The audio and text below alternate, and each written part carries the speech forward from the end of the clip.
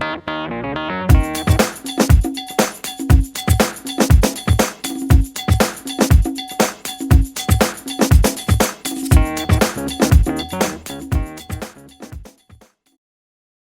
to be here to talk about a place that's been in my life for a pretty long time.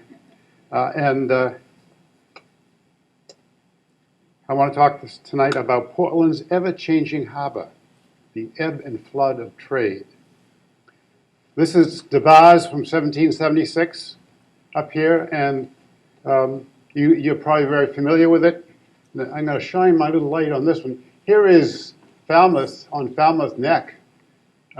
Here's the Fall River that you know well. Here's the Portland Sound from which we finally get our name, Portland. But I'm going to be starting out with this very small settlement here on the neck. And I want to explore the past, the present, and the potential future of the Port of Portland. And give a little bit of its history, a look around the harbor today, and I'm going to present a typology of successful ports and see how Portland measures up. I'll roughly be talking about the eras of sail and steam and diesel, and I'm going to be examining the concept of the harbor. Where is the Port of Portland at these various times? What is its waterborne trade? In what kind of vessels is this trade carried? And how have its shoreside facilities changed to meet the needs of this trade? I'll also take a glance at Portland's role in its and the nation's defense, because that has often been in Portland's past. A little bit of federal money has helped out in the days of trade. So let's start off with the days of sail. In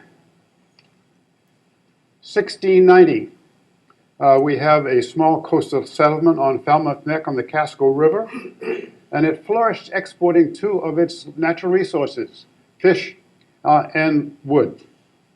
It had 4 named streets. Whoops, that was not what I wanted to do. Let's go back. There we go. They have 4 named streets. Broad Street, which we know as India. Okay. 4th Street, which we know by 4th Street today. Thames Street, which was probably called the Thames Street back in those days because we were Brits. And lastly, across the top, Queen Street, named for Queen Anne of England. So you see, it's not a very large settlement. There's 4 roads, and there's not much in the way of harbor facilities. Matter of fact, things were shipped off the beach just here to the east of Broad Street. The vessels anchored right off the waterfront in the Casco River. Shipyards are right down on the waterfront on 4 and Thames or Thames Street, and the people in the city were protected by a fort, right here, Fort Loyal, built back in 1670, let's see, where am I? Fort Loyal, 1678. It was a very small fort, and it wasn't much use to protect the people of Portland, as you'll see shortly. About 100 years later, get up to the time of the Revolution, about 1770, the business of exporting the masts for the King's Navy resulted in shifting the handling of this important resource from this area up the river, because they were coming down the river and out of the woods. Let's see. I wanted to, there we go. Here's some logs going to turn into masts coming out of the forest, being rowed out to the vessels of the British Navy and British cargo vessels primarily, and stowed in specially designed vessels for carrying these kinds of logs. So it's out of the woods, shipped out to sea from the beach. By 1775, okay. By 1775, we see a growth of the settlement whose streets were measured. Indeed, they were named from the waterfront. 4th Street, okay, Thames Street. And then this has up here is Back Street, okay, we now call it Congress. And here is Middle Street. So it's 4 Middle in Maine. And as they go back, named right back from the waterfront because the waterfront was the important part of it. 4th Street was where the action was, and there were now 18 wharves here in 1775. There is a flood tide going on in the port of Portland. During the Revolutionary War, Fort Loyal was not of much use, and the town was destroyed by the British. Mowat came in, basically burned the town, and what wasn't burned down, so folks came in from further east and burned the rest of it down because they didn't like the city of Portland and pillaged the town. So it was a little bit of competition here for prestige and what was going on. After the Revolutionary War in 1786, Falmouth Neck became the town of Portland. And in order to improve its defenses, the federal government built Fort Sumner up on top of Munjoy Hill. Okay, the other fort had been down here in the waterfront, wasn't much protected. This is up on the top and has a better range for its gun. Private entrepreneurs built wharves for the port facilities, and Union Wharf, which I'll show you later, was built in 1793. It was the longest and still is the longest wharf here in the town of Portland. So seaborne trade was on the flood again after the Revolutionary War. In 1807, Lemuel Mulready's observatory was built. It's still with us as a symbol of the importance of seaborne trade to Portland. This is a sketch taken from about the 1840s, and actually now this is Fort Sumner. It's just a round hole with guns in it, and it's a place for people to go and get away from the enemy should they come ashore. Also, in 1807, the federal government, still concerned about the possible war with the British, built 2 more forts at water level, and we know them as Fort Preble and Fort Scammell. They're right down on the water levels to try to attempt to block the entrance here into Portland Sound. On the eve of the embargo of 1807, Portland was the 6th largest seaport in the United States of America. The 2-year embargo from 1807 to 1809 devastated the trade. This is an embargo of goods so that Americans would not be trading with the Brits or the French. In 1808, a year after the embargo was imposed, it was reported that, quote, the duty received on imports coming into Portland Harbor plummeted 88% from the amount collected in the year prior to the embargo. That's pretty bad news. Also, quote, 11 commercial houses, including the biggest shipping firms, went bankrupt, unquote. In March of 1809, it was reported that 60% of the people on the seacoast towns of Maine were unemployed. This is dead low tide. Things are not going well. There was a 3-year hiatus from the end of the 2-year trade embargo to the so-called War of 1812, which you know wasn't just in 1812, it was a 2.5-year war, and it was a war against the largest navy on the globe, the British Navy. So we didn't do very well on that one. Toward the end of that war, Fort Allen was built up here on the top to replace Fort Sumner, and Fort Allen Park is still a place we go to in the summertime to get a nice view out over from Eastern Promenade out over the bay. But the coast of Maine and Portland had suffered in the early years of the 19th century.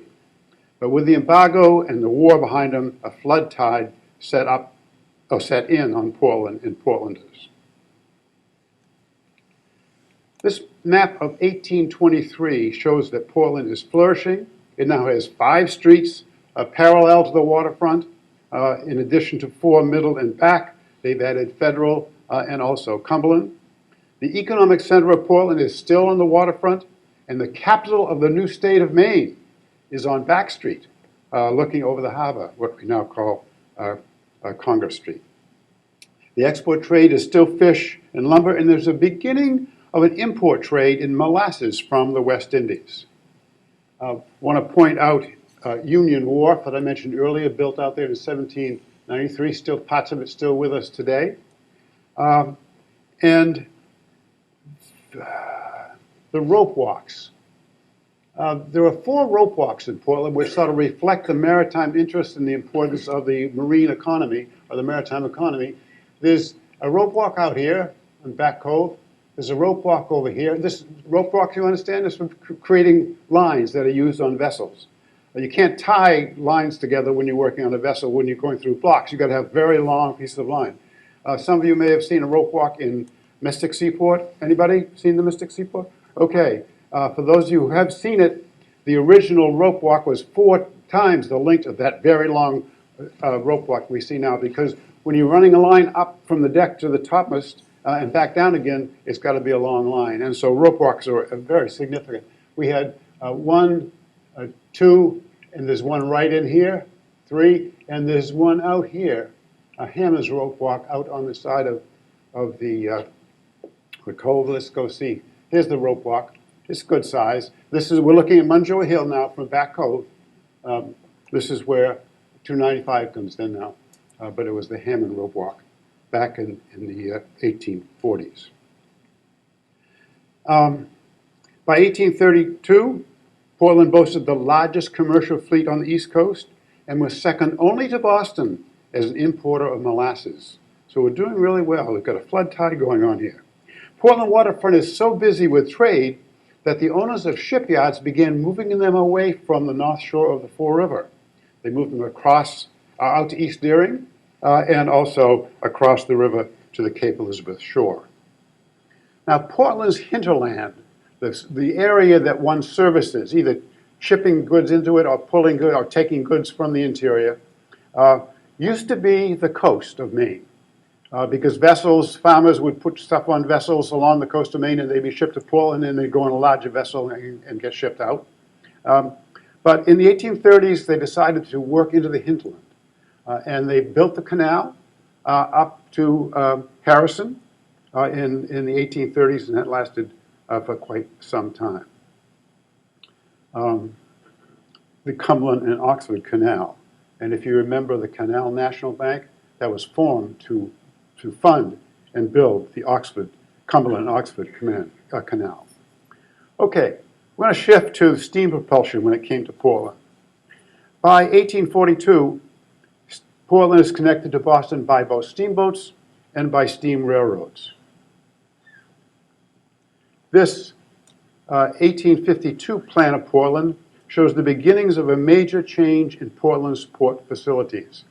Its whole waterfront has changed drastically when a 100-wide-foot road, which we now call Commercial Street, is put across the mudflats and across these wharves and then out through the water, eventually, and out around and across Tukey's Bridge, near the railroad bridge near Tukey's, to Montreal.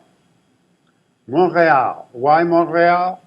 Well, the Canadians were farming out in the west of the Great Lakes, found there was good wheat-growing territory there.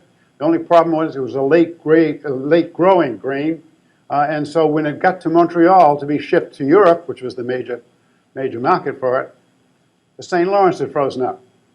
So they were looking for a place to ship a winter port for the Canadian grain. There was a big competition between Boston and Portland, which is a great story, but I haven't got time to tell it tonight, and Portland won out.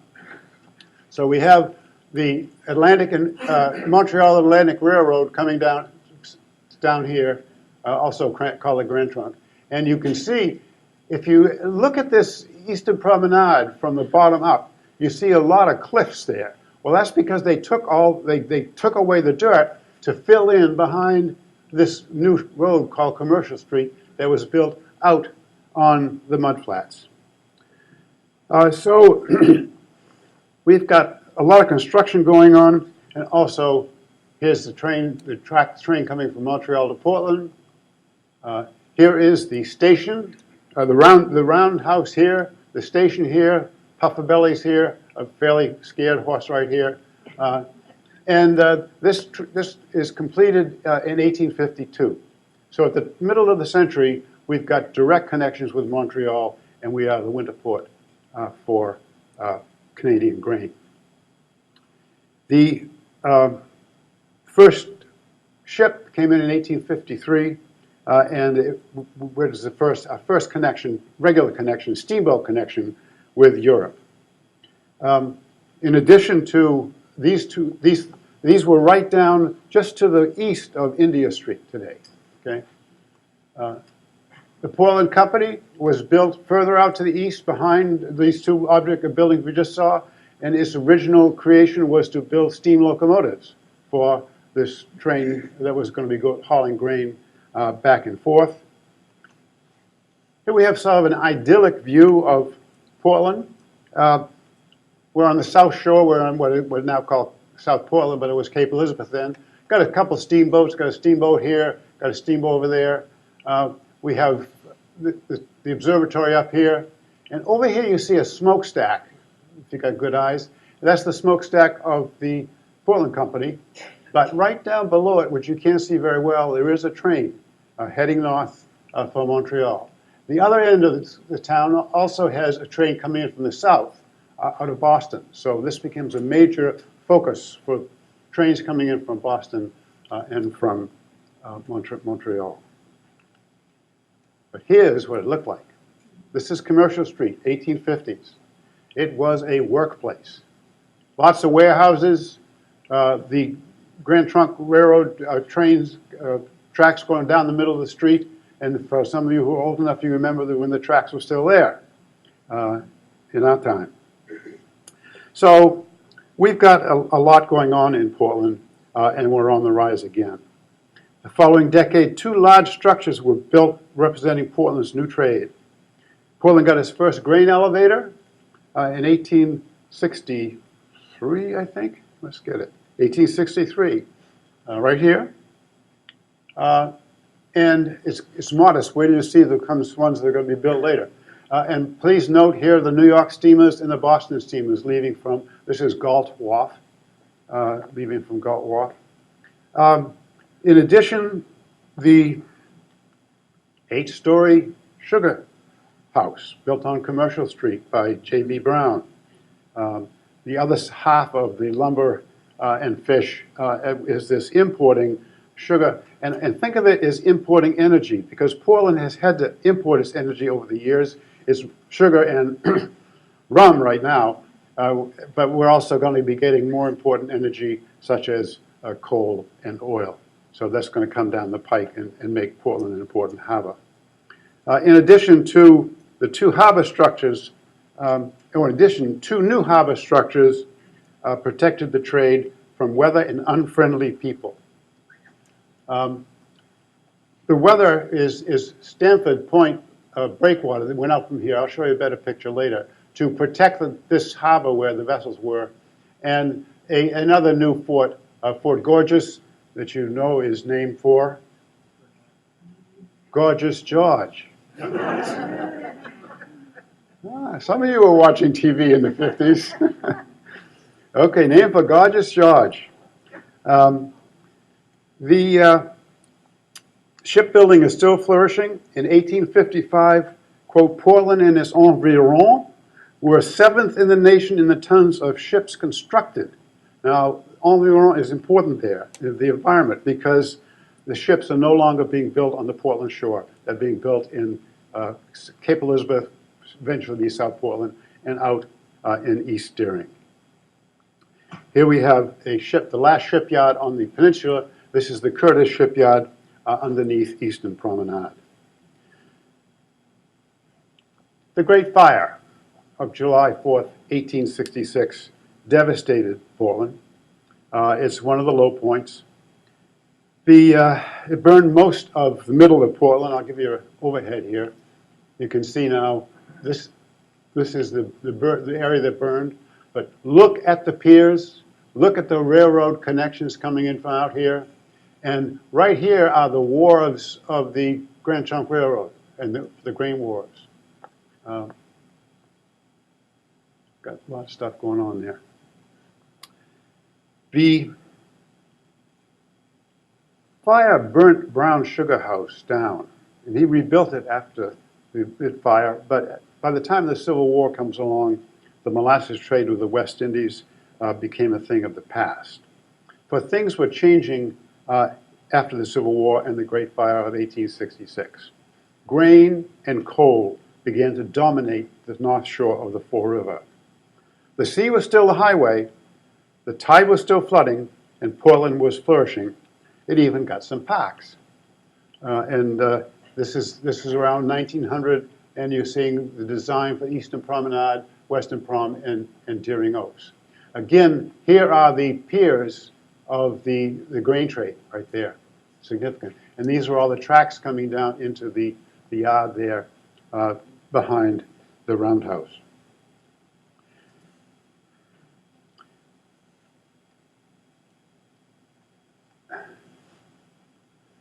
I'm going to go up to the Eastern Prom and take a look out. Okay, you recognize this building? It's up in the Eastern Promenade. Here's Gorgeous George's Fort. And there's a lot of vessels. There are 8 vessels out there, 8 sailing vessels and 7 sailing vessels and a self-propelled barge.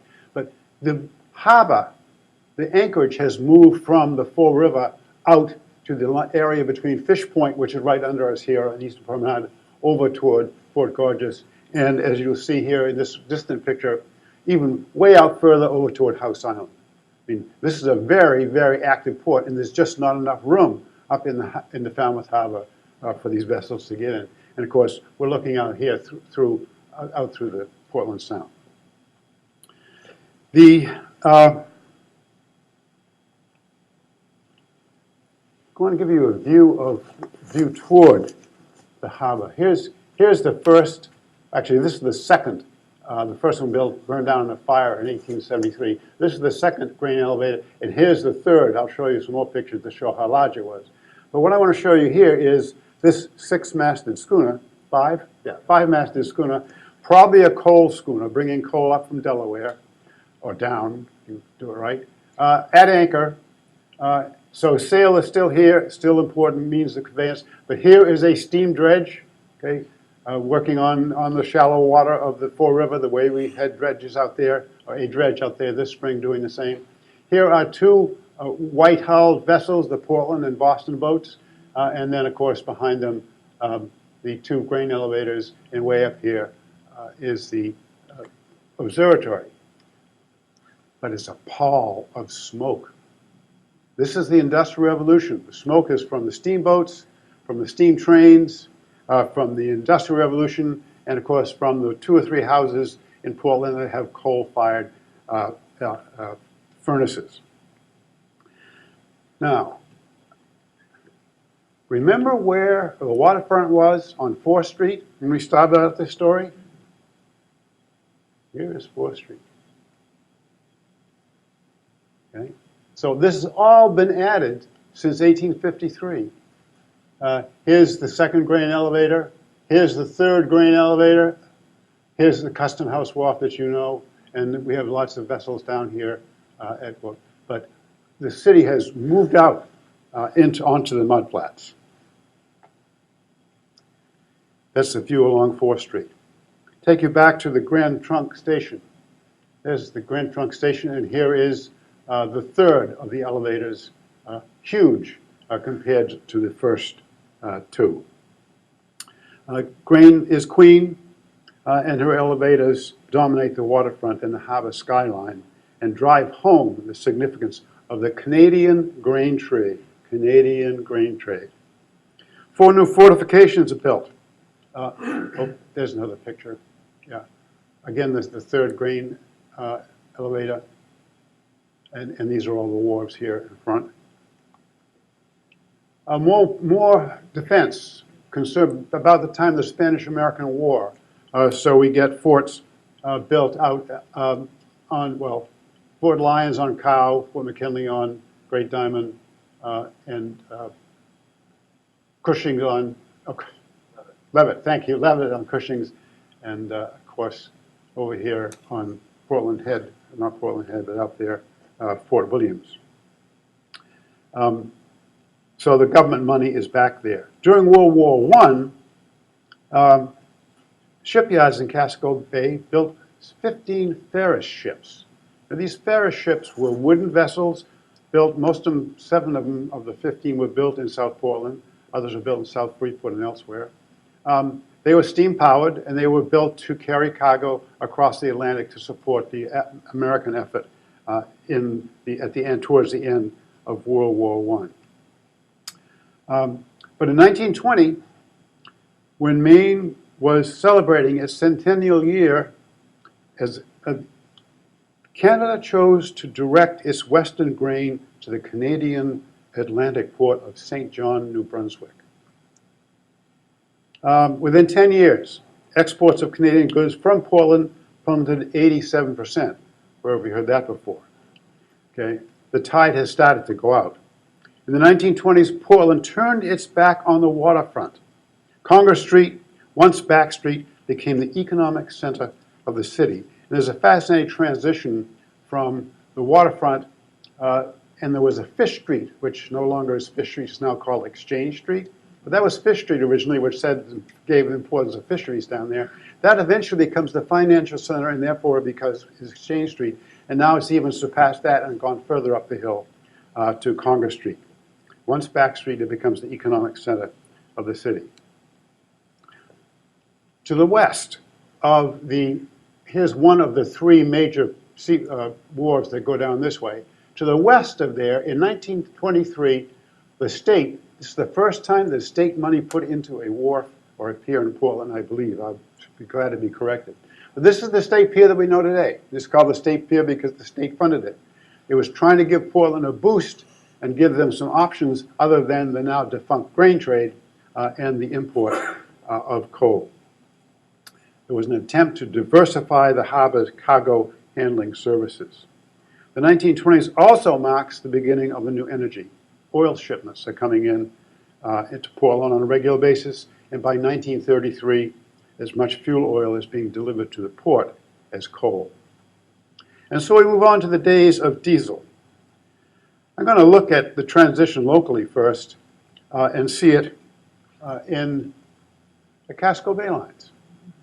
Here's a woodcut from 1935, and there are 4 Casco Bay line vessels here, 1, 2, 3, 4, and a tugboat across the way. These are all wooden vessels built prior to and around the turn of the century. They're all still steam vessels. They are in layup for the winter because they're so expensive to run. And the 2 vessels, which in 1926 and 1928 were converted from steam to diesel, are running in the wintertime to carry passengers down the bay. I have to say in passing that this little guy, Sabino, you know it's now at Mystic Seaport. This was my command the summer I was a junior in college. It was the next to last year that she was in Casco Bay, and she went down to Newburyport and then down to Mystic Seaport. Pardon me? Was Ray Estabrook in the engine room? No, it wasn't.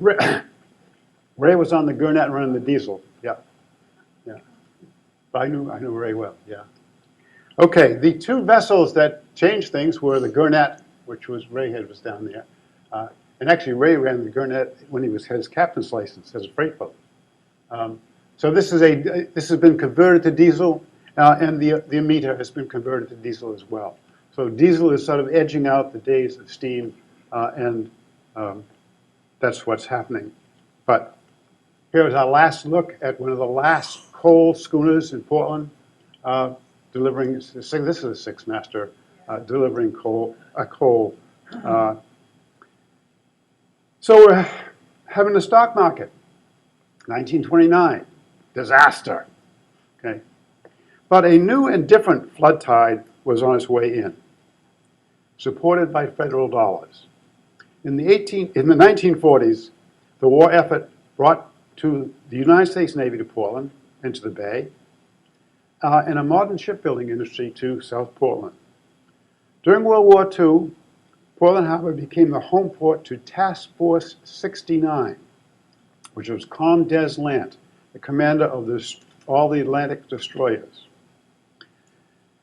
It also became the 5th largest naval facility in the United States of America, behind Norfolk, San Diego, San Francisco, and Newport. Is that right? Yes.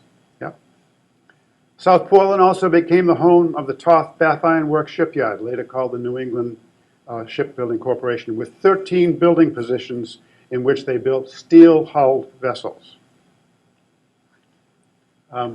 This is the eastern yard. It has dry docks, building docks for 7 vessels. And here is the fitting out here in the western yard. And I want to show you here that we have both of the large, number 3 and number 4, of the grain elevators, show how large they were. And down in front of them, you can see the piers that had been used for the grain trade.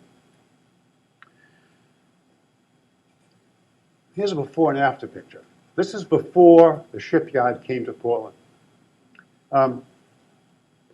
This is E.W. Brown's cannery, sardine cannery. And here's out from Stanford Point. This goes out to what we call Bug Light today. Here's Spring Point Ledge Light. Here's the wharf over at Fort Preble. Keep those in mind. Can you find them? Well, here is the canning factory. Here's Spring Point Ledge. Here's the Bug Light out here at the end of what had been a very long breakwater. Over here is Spring Point Ledge Light, and again here is the pier. This is now a pier for the fort. And here are 6 more ways for where they were building destroyers. The other thing I want to show out to you is this pier right here and these 2 fuel storage. The Portland Pipeline. This is the first origins of the Portland Pipeline. It's another story with Canada.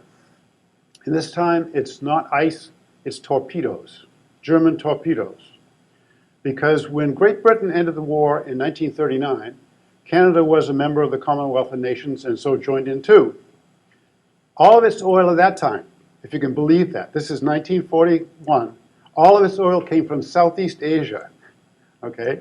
And so it was shipped up the river, up the St. Lawrence River. The Germans put a couple submarines off the mouth of the St. Lawrence and cut off the oil supply to Canada, which cut off their support of British in the war effort in Europe.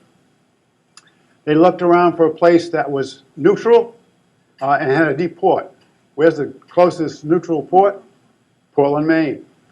So they built a pipeline in 6 months from Montreal to Portland.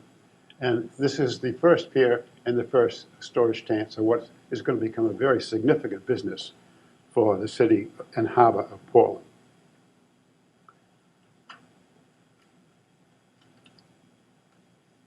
Okay, during World War II, the location of the harbor changes once again. The anchorage for the destroyers and the destroyer escorts of Task Force 69 was north of Long Island. North of Long Island, in this area here, between Long Island and what we now know as Clabberd Island. So it started here in the river, it moved out here, and now the port of Portland is up here as far as the vessel's anchorage. The vessels is the case. The anchorage was pushed way out there, 5 miles east of the Eastern Promenade, and the defense of Portland Harbor is no longer a defense of the people of Portland. It is a defense of the strategic interests, the Navy vessels and the cargo vessels being built. The defense perimeter moved far out beyond Portland proper, with guns in an arc of peninsulas and islands out here on Jewel Island, Shebig Island, and across the way over at Bailey. And the defense included not only guns, but also barriers. And here we have the home port of the Task Force 69 is inside here, well protected by this barrier, that barrier, and 3 nets in blue, net 1, net 2, net 3. Hussey Sound for naval vessels only, commercial vessels here, and not many people went out of here, but that was a strategic move, the net between Great Shebig Island Bar and Little John Island, because if there was a frontal attack by the Germans, they thought the best way to do was to get the destroyers out the destroyer escape channel and then out through Broad Sound and maybe do a flanking movement on the vessels. There was real great concern about the size of the German and effectiveness of the German Navy. So we've got nets, we've got acoustical devices, and all kinds of things to defend the valuable naval vessels and the shipbuilding that's going on of cargo vessels. After the end of World War II, we're back. We got an ebb again, which doesn't surprise you. The last Liberty ship was launched on June 23rd, 1945. And when the U.S. Navy closed down its fifth largest facility in the United States of America, the destroyer steamed away, and Portland lost the income that came from being a Navy town and a shipbuilding center. And there's a marvelous story here about the impact of what happened in World War II to Maine socially and economically, which is another whole lecture. But it is fascinating because the kids came in from the farms to work. 30,000 people were employed in the shipyard. The kids came in from the farm to work here and make good money, and they didn't go back home again. There's a real, very interesting story that lies there. Okay, the two huge shipyards were closed down. One is now a marina, the other is Pot Park and Pot Tank Farm. Only the Portland Pipeline remained and was improved and is active today. Commercial Street, once the hub of the seaport and full of the Navy during World War II, in the late 1940s, it is lined with empty warehouses. And we were coming to Shebig Island in those summers through Custom House Wharf, and my mother would not let my teenage sister walk along Commercial Street alone. It was a pretty dismal area, really broken down. Another contrast. Here, with a very important Canadian connection. The last of the grain elevators hadn't been used. It finally was torn down in 1973. This is about 1971. Here are significant, the remains of the three great big wharves for grain, and you can still see some pilings when you go down to Ocean Gateway. The State Pier, still being active. Over here, an elongated pier now for the Portland Pipeline, and still these two here. This is a local Texas pipelines, not pipeline, depository for fuel and home heating, all that kind of thing that is necessary for Portland.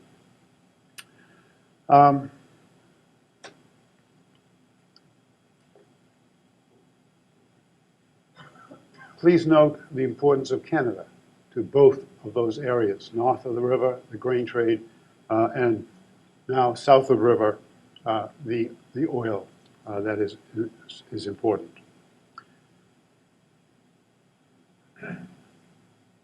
So over the years, our harbor's location and facilities have changed as we have responded to new items of trade for new markets carried in new types of vessels.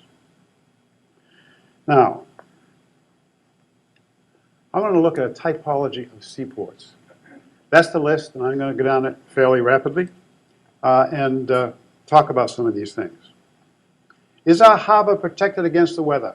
Pretty much, yes. The islands give good protection to the islands, the natural protection. We had built breakwaters in the mid-19th century, and then again, the Spring Point Ledge light breakwater in the mid-20th century.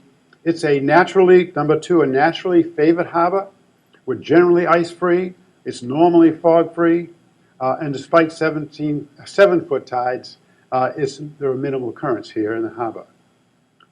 Deep water, that's the question. Bear in mind a little history. As the draft of vessels got too deep for Salem Harbor in the early 1800s, Salem lost its cargo fleet to Boston. The same thing happened a few years later when Nantucket Island lost the whaling fleet to New Bedford. What about the Portland waterfront? Well, vessels are moving further and further away from the shallow water and the piers and wharves along the old waterfront on the north shore of the Fall River. We have seen the anchorage change. Once it was in the Fall River.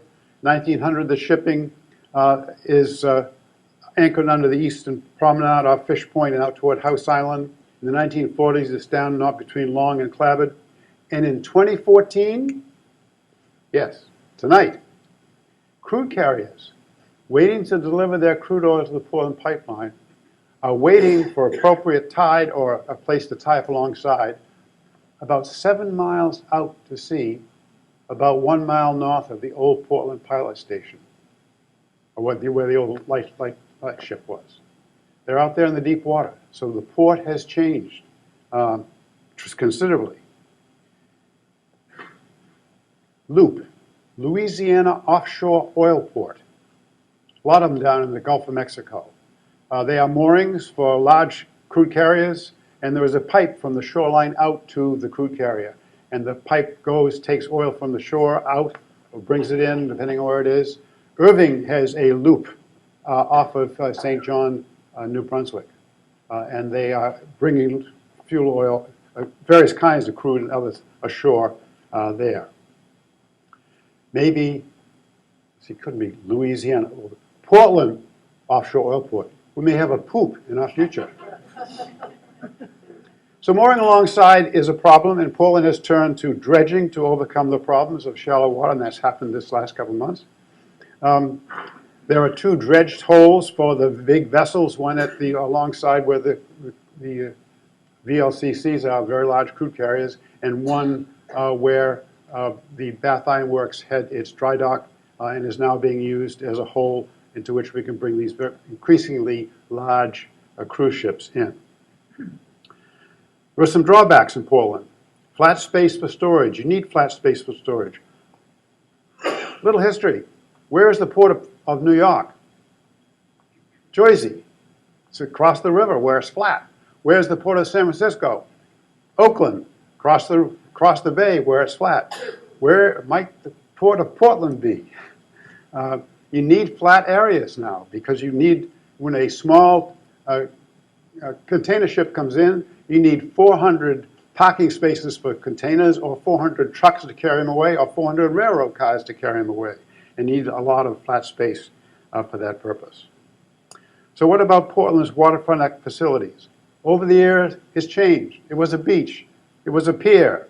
And on some of those piers and wharves, there were storage facilities for coal and later tanks for oil. But now we need flat land. Presently, the passengers and fish are still handled on the north side of the river. Will there be a future passenger port facility? Where will the future passenger facilities be for Portland? We had trouble unloading them in now the old Maine State Pier, and we are presently, as you know, using the former BIW dry dock hole off at Goshen Gateway.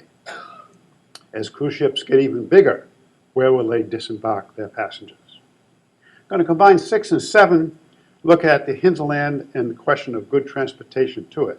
I suggested earlier that the hinterland for the early port of Portland was the seacoast where small schooners brought things in. And then we had the hinterland being the whole western part of Canada and the grain there. In addition, in between there, we were using canal barges to get up into our own hinterland behind Portland. Think of it, when that grain trade evaporated in 1920, that was one political decision in Ottawa, and we lost our hinterland. And that's the kind of thing we've got to be careful about. We have Bill Needleman is going to talk about transportation today in the next lecture in this series, but I'll just say that we still have rail, we still have truck, we still have overland pipe facilities, and we still have some railroad. Today, our major import is crude oil, which we pipe to Montreal.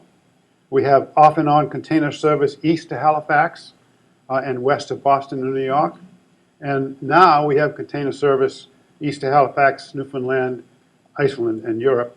And after a hiatus of 5 years, we will have the Nova Star showing up next month to start lugging people across the Gulf of Maine to Yarmouth, Nova Scotia again. Today, the Canadian connection is still very, very important to the Port of Portland. Defendable, it has proved defendable in the past, and that doesn't seem to be a particular problem. Near neighbors, yes, we've had competition. We had competition in the old days with New York and Boston and Portsmouth, then competition with Halifax and certainly St. John in New Brunswick. We have a little competition with Eastport. At one time, we were almost the largest container port in Maine, which wasn't saying much. But Eastport soon put us to shame. We have a very capable port. We need to give attention to our longside mooring space, to our storage space for containers, and to our port facilities. And of course, how to balance the seaport needs with other economic needs. For instance, the recent demand for pier space for non-maritime businesses. We have exported our natural resources of fish and lumber. We have imported our energy needs of sugar, coal, and oil. Let me remind you that 6 years ago, tourism became the #1 industry of Maine. And we need to look carefully at that. What shall or should Portland do in terms of the tourist business? We could look across the border to Halifax and see what they've done, or look to the west in Baltimore to see what's going on down there. So, Portland Harbor today, in the 21st century, we have new challenges, and we are responding by relocating and building new facilities. We must try to remain flexible. The Maine State Pier was built 91 years ago as a cargo facility. It's now the Casco Bay Line passenger and freight terminal, a parking garage. It was briefly the home of Chinbro, and has proved to be a failing pier for cruise ship operations. Atlantic Wharf to the east of the State Pier is the new home of Ocean Gateway. That started out as a beach and served the grain trade, and then served the United States Navy during World War II, was the base of Chinbro's work on 2 offshore oil rigs, and of course, for 18 years was the home of the dry dock where BIW put sonar bows on its destroyers. So, this is Portland Harbor, and its leadership at its best when they react to new cargoes and new modes of transportation and marine and maritime related business. Quick look at the future. We must try to remain flexible, remain open to new ideas, and think outside the box. We have recently adapted to the arrival and then the departure of the CAT. We have adapted to the influx of cruise ships. Are we open to the use of new vessels, such as ro-ros for short sea shipping? Are we open to trade in new goods, such as LNG? Are we open to exporting tar sands? And are we open to making the appropriate moves to keep the Canadian connection and look around for new hinterlands and partners of trade? Are we able to accept the concept of a changing harbor, its location and facilities, as we respond to the new items of trade for new markets carried in new types of vessel? Flood and ebb, it's been going on for centuries. This also suggests that as we move into the 21st century, we might want to add a number 9 to this typology: good marketing.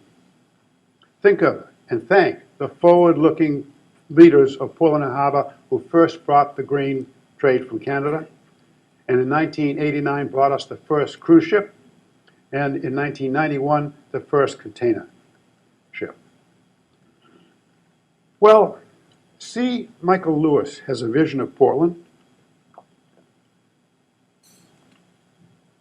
He has taken buildings from many cities of the world and put them on our waterfront. Oops, sorry.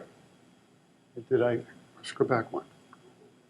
Oh, okay, that was for the destroyers, Bath Iron Works. Here we go. I think DeMillo's is still there. But if his vision is anywhere near what the future is going to bring, we've got to make some decisions about our Portland Harbor.